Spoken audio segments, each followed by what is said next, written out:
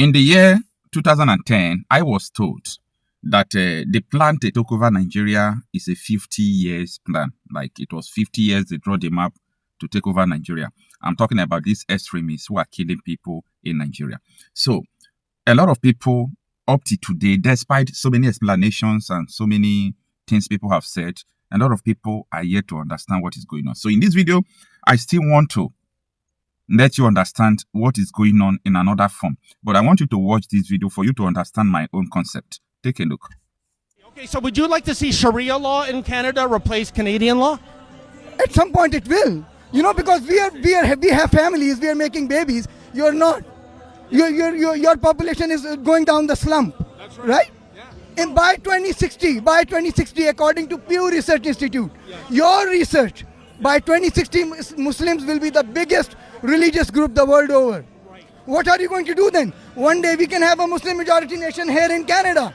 Right in your face. Yes, a Canadian journalist was trying to ask people on the street, to know the intentions of Muslims who are in Canada, just like Sani Yerima, former governor of Zamfara State, said that it is the ambition of every Muslim to make Nigeria a Sharia state. So this man was on the street trying to ask people questions. So he got to this man and he asked him, what is your own thought? Do you think that one day that Sharia will take over Canada? He said that must surely happen because from now till 2060, that's what he said, that your own statistic shows that we are going to take over your country because you are no longer giving birth to children. So we are using birth control, population control to take over your city. I made a video some time ago when I was talking about the danger of democracy, how democracy will end in this world. A lot of people fail to understand me. This is because you people are fond of thinking today. No, I don't think today. I think about tomorrow. I think about next 100 years, next 50 years. Nobody is above mistake, but that is why I find it difficult to make mistakes, despite nobody is above mistake. This is because I am not thinking about what you are seeing today. Because everything you are seeing today is a product of the mistake we made in the past. So I'm now thinking about what kind of mistake are we making today that is going to resolve to another danger ahead of us. You see, many things that are happening today, the reason why we are unable to control it is because we failed to control it yesterday.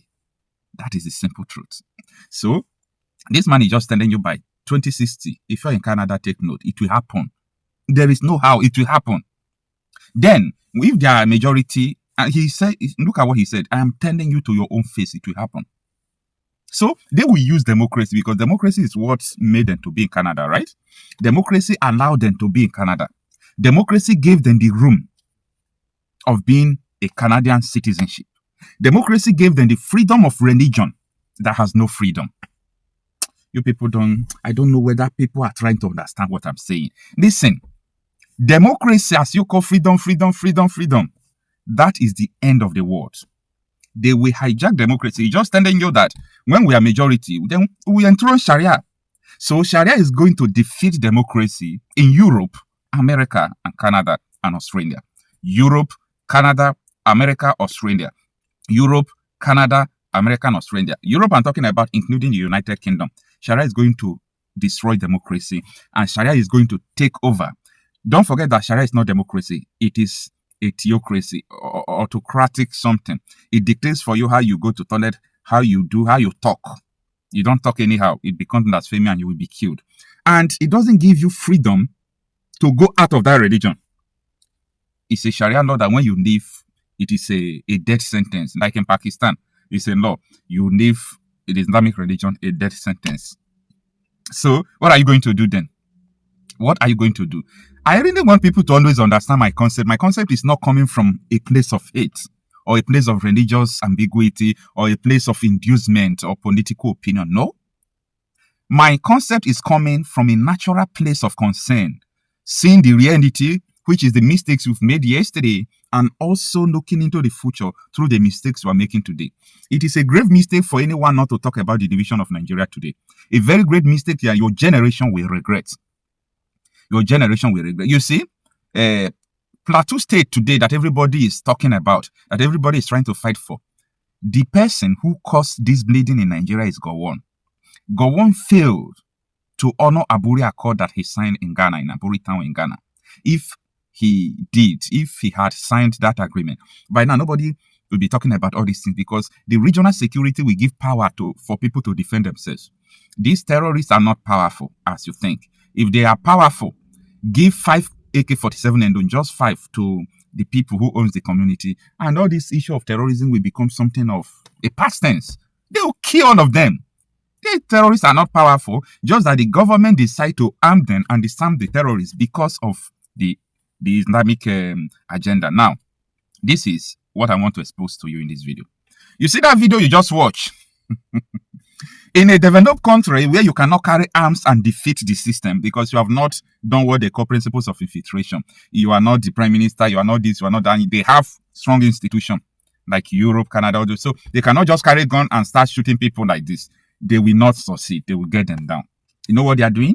They now started using battery. But in Nigeria, opposite is the case. It is difficult for you to use birth rate, though they are trying, but it is difficult for you to use birth control to overpower Africa, because Africa themselves, they born. Unlike Europe. Africa is giving birth to children regardless of religion affiliation. You understand? So to use birth control to conquer people is very difficult. So they started using principles of infiltration, Ahudabiya, Takia, different kind of principles of human shed to do what they are doing. But you see, in Europe, it is going to happen. So this is what is actually going on in Nigeria. They use gun. They use gun. Now, for those of you who are still doubting about this issue of gun, this is a very straightforward something that they were mandated to do. They were mandated to do this work. This is what I'm trying to let people to understand, that these people have a mandate to do what they are doing. They can listen. Jihad is part of our religion.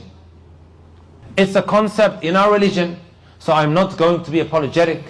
Jihad for the sake of Allah. You accept Islam, you pay jizya, it's war.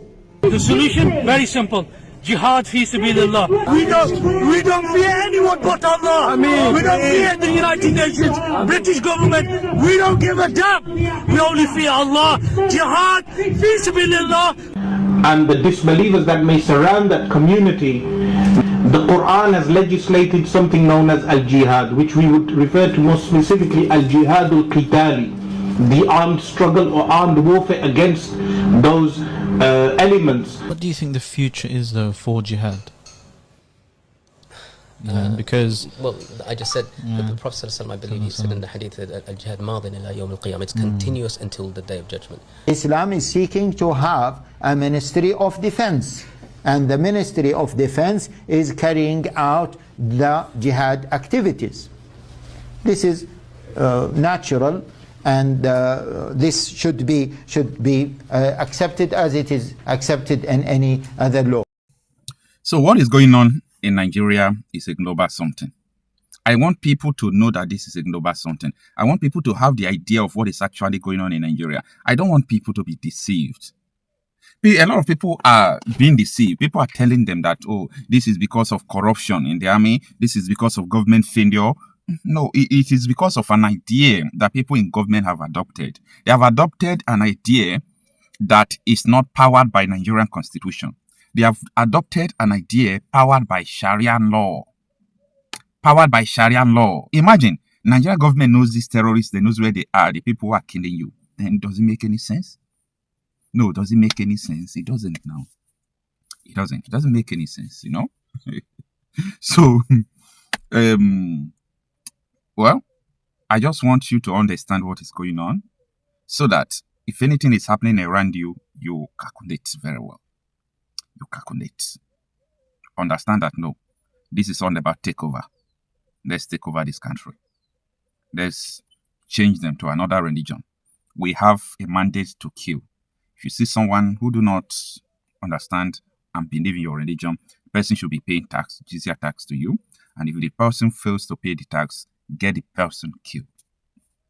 That is it. And let's be clapping for them now. Let's be clapping for APC. Is that not what you people want us to be doing? Let's clap for them because they are killing you. And even people from Jos, people from Benue State, the United States asked them, what do you people want us to do for you? We want you people to help us to fight the terrorists, blah, blah, blah, blah, blah. US accepted these people in their country as immigrants, refugees. Look at what they want to turn US to. Look at what they want to turn US to. US is battling, fighting them. And you just want US to help you fight them? No. Fighting them won't work because you can't defeat this ideology. For you to defeat them, you must have your own territorial integrity where you can dictate what happened. And this is where I told people that in the future time to come, countries like China, North Korea, Russia, Saudi Arabia, countries that doesn't tolerate any other person, any other faith, religion. These are the only countries that will stand. All these countries calling democracy today, they will fall. They will fall because they are not giving. Majority of these Western countries are not giving birth to children. So you understand what that means.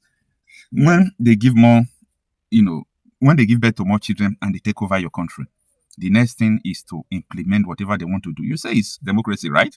Then they will vote to implement that Sharia. And immediately you enthrone Sharia. If you want to remove Sharia again, war will just start. Because Sharia law does not give you room to remove it, but democracy does. That is what is going on in Iran.